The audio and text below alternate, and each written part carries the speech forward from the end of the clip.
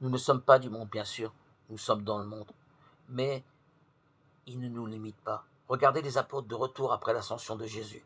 Ils sont assidus à la prière en attendant de recevoir le Consolateur, suite à la promesse faite par le Maître. Ils ne sont pas égarés, comme cela a été le cas après la mort de Jésus, et ne sont pas, cette fois, retournés à la pêche, leur ancien métier. Ils poursuivent l'œuvre de Jésus-Christ par la prière. Ils ont bien retenu la leçon cette fois de prier sans cesse et d'être avec le Père. En faisant cela, les apôtres montrent qu'ils prennent au sérieux leur appel. Ils montrent aussi qu'en tant qu'appelés et envoyés, ils ne sont pas du monde, mais bien appelés à la Jérusalem céleste et pas seulement à la Jérusalem terrestre. Les apôtres sont en cela en accord avec les désirs de chaque chrétien et les désirs du psalmiste de ce jour, psaume 26. J'ai demandé une chose au Seigneur, la seule chose que je cherche, habiter la maison du Seigneur tous les jours de ma vie pour admirer le Seigneur dans sa beauté et m'attacher à son temple. Seule la prière permet d'aller à Sion et d'être habité par Dieu. Nous avons besoin de cela pour être vraiment dans le Seigneur et l'écouter. La conséquence d'être avec Dieu est qu'il habite en nous et que le monde nous le fasse payer, non pas forcément par méchanceté, mais parce que tout simplement le contraste est trop grand et d'écart trop important entre la sainteté de Dieu et le monde, comme le suggère l'apôtre Pierre lorsqu'il dit « Si l'on vous insulte pour le nom du Christ, heureux êtes-vous, parce que l'Esprit de gloire, l'Esprit de Dieu repose sur vous. » Alors oui, les attaques du monde seront révélatrices de notre proximité avec Dieu. Là, nous pourrons nous dire effectivement que nous avons fait un pas vers Dieu et nous pourrons nous en réjouir malgré les difficultés. La dernière prière de Jésus avant son arrestation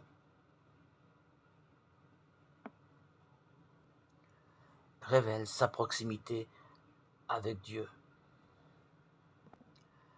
Elle est d'autant plus touchante et grave que cette prière souligne la nécessité du sacrifice de Jésus lui-même lorsqu'il dit « Glorifie ton Fils ».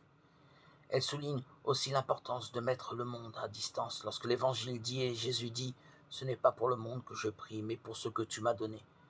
Car ils sont à toi, dit Jésus, en s'adressant au Père. » Le fait de ne pas être du monde, mais d'être uni avec son Père, a permis à Jésus d'accomplir sa mission jusqu'au bout, jusqu'au sacrifice de lui-même pour notre salut.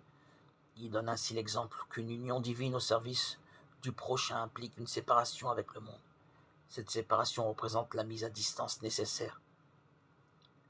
Elle les garde tout ce qui nous entrave spirituellement, les compromis divers que nous faisons pour ne pas répondre complètement à l'appel de Dieu, l'adoucissement des exigences de Jésus-Christ ou le non-accomplissement de l'amour des autres. Alors bien sûr, Dieu ne nous demande pas de quitter le monde puisque nous habitons le ministère de Jésus, a été d'ailleurs celui d'une vie accomplie dans la chair, ici-bas pour annoncer le salut, l'amour de Dieu et la proximité du royaume. Mais pour réaliser complètement ce ministère, Jésus s'est toujours ressourcé et a parlé à son Père sur une montagne à l'écart, révélant ainsi la sacralité de sa vocation et de sa mission. Nous aussi, à son image, nous devons trouver nos montagnes faites de recueillement et des solitudes pour rester unis à Dieu et ne pas répondre aux sollicitations du monde, de vivre dans l'instant, dans la chair et dans les préoccupations superficielles du moment. L'union à Dieu nécessite cette mise à distance et la claire conscience de cette intériorité nécessaire sans retrait. C'est à ce prix que nous serons vraiment avec lui et complètement au service de notre prochain. Ô mon Dieu, nous avons besoin de ta présence en nous. Que tu fasses de nous ton saint temple et que ta lumière soit dans nos yeux. Préserve-nous du mal et aide-nous à mettre le monde à une juste distance afin que nous soyons tous à toi. Ta sainte présence nous permettra de vivre pleinement et de donner ton amour et ta lumière à tous ceux que nous pourrons croiser et regarder. Dignes témoins que nous serons de ta vérité. Amen.